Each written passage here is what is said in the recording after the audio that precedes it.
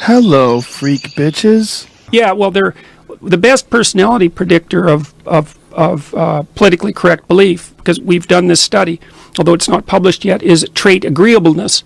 And agreeableness, I would say, the best way to think about it is that it's the maternal dimension. That's an oversimplification, but not much of one.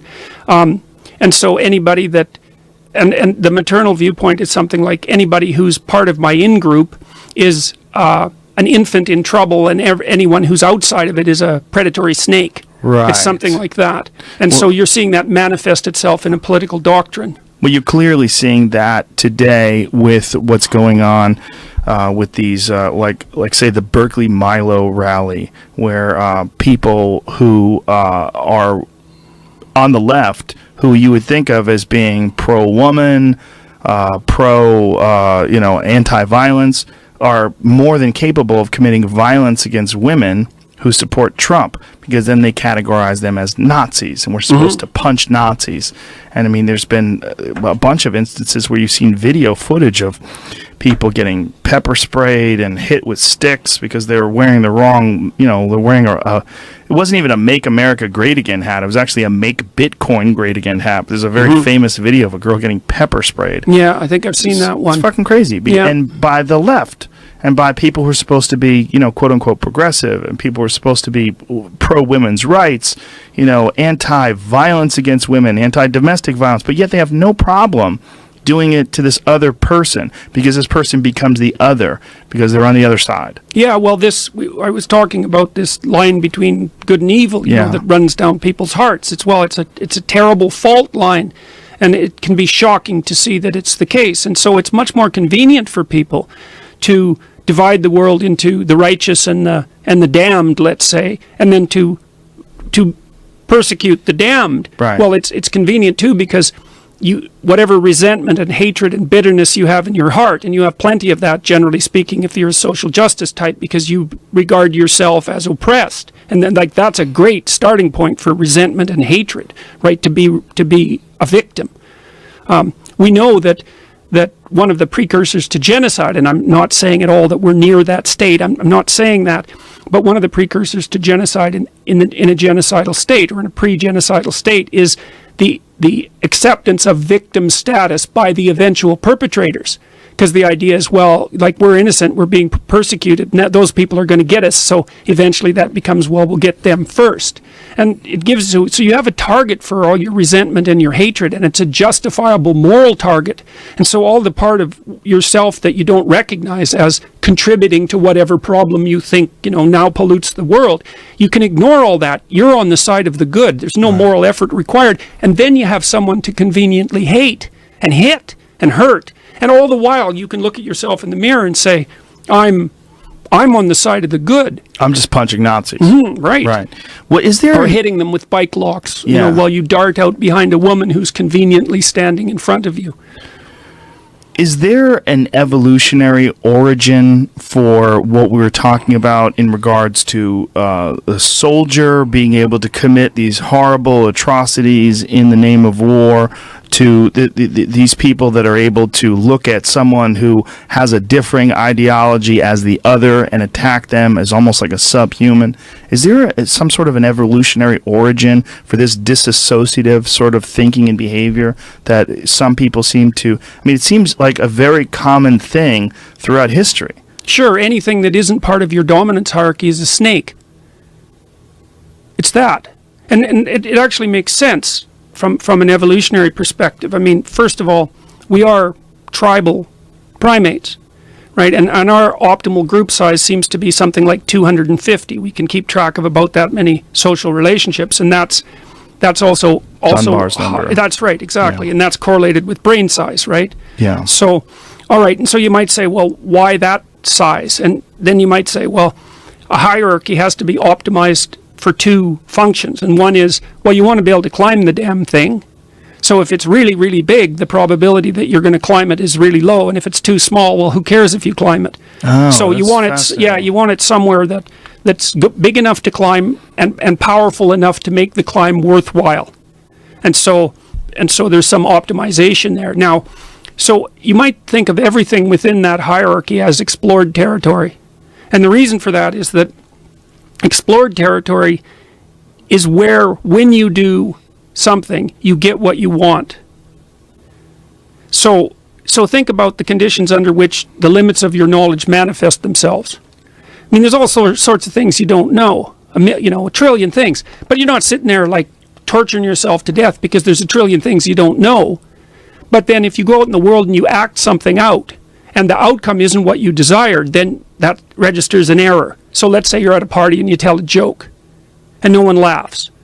Well, the party, think about what happens to the space around the party. When you tell the joke, the second before you tell the joke, you're in one place. And the second after you tell the joke, when there's an awkward silence and everybody is looking embarrassed, you are no longer in the same place. You've stepped outside the protective embrace of that particular hierarchy, and you've made yourself an alien. And the thing that people use to process the alien is the snake detector, the serpent detector, the dragon detector. And it's always been that way because anything that's outside the hierarchy is a threat. Any stranger, any strange idea, any animal manifestation, any noise, any spirit, it's a threat to the integrity of the dominance hierarchy, and in many, many ways. So, for example, it's deeply rooted, because that was your question. What's the evolutionary basis? There was a great paper published in a journal called PLOS 1, PLOS 1, about 5 or 6 years ago, looking at something absolutely terrifying in my estimation, which was there's this idea that part of what motivates the authoritarian end of political conservatism, so let's say the right-wing fascist end, is associated not with fear but with disgust. Disgust is an entirely different emotion. And so these researchers did this fascinating study where they went to a number of different countries and also looked at states within the same country, looking at the relationship between the prevalence of infectious disease and authoritarian attitudes at the individual level. The higher the infectious disease rate, the more authoritarian the political views. And the correlation was really high. It wasn't like 0.1. It was 0.7. It's one of the highest correlations between two phenomena I've ever seen in the social sciences. And you might say, well, why? Well, here's one reason. I said that the strange idea and the stranger and the pathogen, let's say, are all the same thing. Well, it's all because they're external threats to the structure of the dominance hierarchy. You know, when the Spaniards came to the New World, 95% of the natives died. They died from smallpox, they died from measles, they died from mumps, they died from chicken pox. Because you don't know what the hell is coming at you when you let something new inside the dominance hierarchy. Whether it's an idea or a disease, you know, words are a virus. I think that was that heroin addict author? Burroughs? Yeah, that was his phrase. Laurie Anderson made a nice video about that. Words are a virus. And so we respond to them with the same circuitry that we use to detect pathogens. And I'll tell you something even more frightening when we were working this out, because it's associated with this trait called orderliness, which is actually a good predictor of right-wing political belief. I went back and looked at Hitler's Table Talk. It's a book, Hitler's Table Talk, and he wrote that. It was derived from notes that were taken by his secretaries between 1939 and 1942 when he was eating dinner and spontaneously expounding on the structure of reality. He was very open, Hitler, very creative person, but also extremely orderly. And I looked at the metaphors that he was using to describe the Jews and the gypsies and all the other people that he burned and destroyed, and it was all pathogen. It's all pathogen metaphor. The Aryan race is a body, it's a pure body, the blood is pure, the Jews are rats or insects or lice or disease, and so are the gypsies and everyone else, and they need to be eradicated and burned out, essentially. And here's something even more frightening. So when Hitler first took over Germany, he was kind of a public health freak, and he also washed his hands a lot every day, and he was also a worshiper of willpower, so he was a really orderly guy. And he started this public health campaign in Germany, and he put together these vans that would go around like screening people for tuberculosis, which, you know, was a perfectly fine idea. But then they started a beautification program of the factories because he didn't like how messy the factories were in Germany. So he had people clean them up, you know, sweep them out and plant flowers out front and fumigate them for rats and insects, right? Parasites. Oh, and the Jews were always compared to rats and insects as well. They used Zyklon B to do the insecticide. Well, Zyklon B, that was the gas that was used in the death camps. So it went like pathogen, insect, rats. Then it went into the asylums, so that people who were mentally deficient, they were like parasites and rats. And then it was Jews and gypsies and parasites and rats. And they were using Zyklon B and not Zyklon A? I believe they were using Zyklon B. I don't know. I know that the gas was Zyklon. Zyklon A was the gas that was formulated with a very extreme smell so that people would smell it and know because it was extremely toxic. Zyklon B, it all came from Fritz Haber. Haber was the guy who created the Haber method of extracting nitrogen from the oxygen that we use for fertilizer today. Haber created Zyklon A and made it extremely toxic smelling so that you would know to avoid it. Zyklon B, that whatever element was removed from the smell so that it would be used in gas chambers, they'd have no idea that they were being gassed. Haber, who was a Jew, ironically, did not know that his Zyklon A was eventually going to be used on his own people. Yeah, well, I suspect they probably use Zyklon A in doing the fumigations, But the thing is that, well, so, you said what's the biological basis? And the biological basis is that, like, we're basically wired in some sense also for the domain of order or the domain of chaos. That's another way of thinking about it. The domain of order, once again, is where you are when what you're doing is working. Because, you see, because our environment isn't just natural, it's also social. So not only do you have to deal with the vagaries of the natural world properly so that it gives you what you're aiming at. That's how you know if you're right. It gives you what you're aiming at. But you have to do it in a way that other people approve of and support. That's a very tight constraint. We talked about that as a constraint on the interpretation of the world. But then, now and then, something happens to disrupt that stability. So that's like the white circle. That's the black circle in the white serpent in the yin-yang symbol. You know how the white one, that's order. The white one has a black dot in it, and that's because chaos can come pouring through into order at any moment. And you have a circuit that detects that, and that's the same circuit that detects snakes or predators. And obviously, why wouldn't it be? An intruding force has to be responded to right now. Right, so there's a need for a demand, an instantaneous response. Instantaneous. And almost like you were saying of those kids, like almost an unhuman or a disassociative sort of the ability to act almost as if like something other than a person without reason or logic. That's dehumanization. Yes. Right, and the thing is another thing that's so funny is that we think that the natural response to looking at a human being is humanization. And that isn't right. Like, the default person, in some sense, isn't human. The default member of your tribe is human. I mean, most tribes around the world, the name for their tribe is the people, implying that they're the people and all those other things out there are barbarians, right? They're forces of chaos. They're the stranger. They bring disease and trouble. Now, I don't want to be too bleak about it because this is the basic debate between conservatives and liberals to some degree, is the conservatives take the stranger equals pathogen route more frequently, and they're less attracted to the idea of or they were conventionally, that trade with the foreigner has benefits that outweigh the risks. And generally speaking, liberals have the opposite attitude. But that's because those two things are both true. One is that, man, it's really useful to trade with strangers because they have all sorts of cool things you don't have. But B, well, it might be real dangerous because you don't know what those things are infected with, like realistically speaking, let's say, but then also metaphorically speaking. Here's an example of how an object can be a virus. Think about the automobile.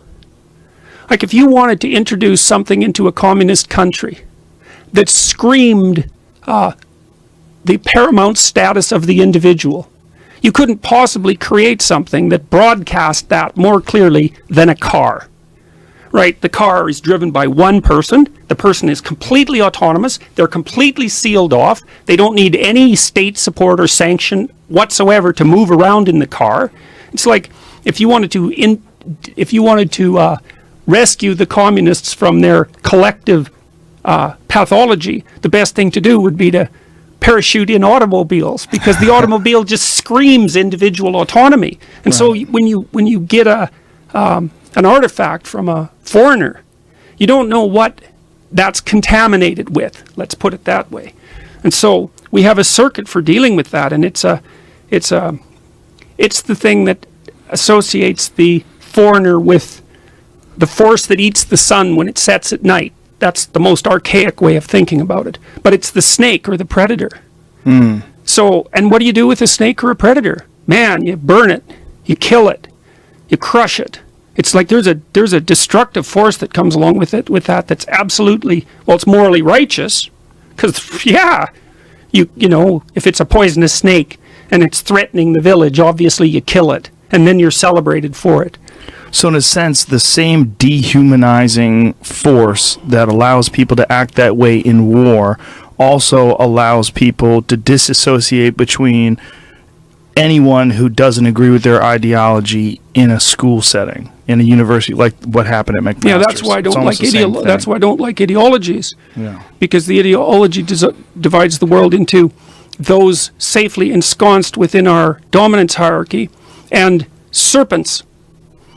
And so that's dangerous. And the reason that this doctrine that I described about the line between good and evil running down the individual's heart, I mean, I got that particular line mostly from Alexander Solzhenitsyn, but it's also it's an idea that's been developed intensively in the West for thousands and thousands of years. And I mean, maybe it's been developed since far before we invented the stories in Genesis, because of course the serpent, see, in Genesis, of course, Genesis is like a paradise, right? So you can think about it as a well-functioning hierarchy. It's also a balance between chaos and order. It's got walls and it's a garden. So, but there's a snake that pops its head in, and that's the same as that, as I said, that black dot inside the white serpent in the yin-yang symbol. It's that no matter how, it doesn't matter how perfect the environment is set up, something that doesn't fit is going to make its way inside. It's one of the oldest stories of mankind. And you see, the thing that makes itself manifest inside in the Genesis story is a snake. Now, that snake turns out to be Satan, which is like, how the hell does that happen? It's a snake. Like, what? Where does that come from? It's not actually in the biblical writings to any degree. It's part of the surrounding mythology. Well, it's partly because people started to figure out that the worst snake wasn't a snake. The worst snake was the snake that was inside a person. Because a malevolent person is way more of a threat than just a snake. Like a snake wants to bite you and it wants to eat you and all of that. And they were hell on our extremely primordial ancestors. But the human race has been trying to figure out where the threat is forever. Well, first of all, it was external, right? It was all external. It was the snake, it was the barbarian. But then it got localized to some degree inside the individual. It's like, that's a bad person. That person has a snake in them. And then the idea kind of came out, this is so cool, the idea is that, well, the snake that's inside bad person A and the snake that's inside bad person B is somehow the same. So that's where the idea of an articulated morality starts to come from, is there's an equivalence of evil across individuals. So then the idea of evil itself starts to become abstracted at the same time that the idea of good does. Well, evil gets associated with Satan, and Satan gets associated with the snake. It's mind-boggling. I mean, these are how these... See, we were chimps, for Christ's sake. You know, it took us a long time to develop up, say, an ideal. Just to say the word an ideal implies a counter-ideal. Say, well, those things were embodied way before they were ideas. And after they were embodied first, not as bad, but as a bad thing or a bad person. Bad had to be extracted out of that. And even that was extracted as a drama first. You know, it's like the bad guy in a movie. He isn't a bad guy. He's a composite bad guy. You know, he's a literary bad guy. And the good guy isn't just a good guy. He's a literary good guy. He's a hero. He's got way more heroic attributes than the typical person. And that's where abstract ideas are born. So anyways, back to your question. You said... what's the evolutionary basis for that sort of dissociative behavior and thinking? So I'm afraid that was a big rabbit hole, man. No, it's a great rabbit hole, and it makes a whole lot of sense that there's an actual, and I knew you probably knew this, which is why I asked you. I knew you had an answer, rather, that there is some sort of an evolutionary basis for that sort of, that ability that people have to look at someone as the other. You bet. Well, also, how the hell are you going to respond in war if you don't have that? Right, and that was always an issue with people. with invading tribes, and like you said, with other external threats, whether it was animals or insects or snakes or anything that could kill you. Yeah, well, and I mean, in a primordial situation, Yes. I mean, guys are in warrior mode a good part of the time, and modern people don't even know what that's like. That's Right. why they go out and they go into warrior mode and they get post-traumatic stress disorder, because it's so unlike the way they configure themselves that they can't even bridge the gap between the two identities.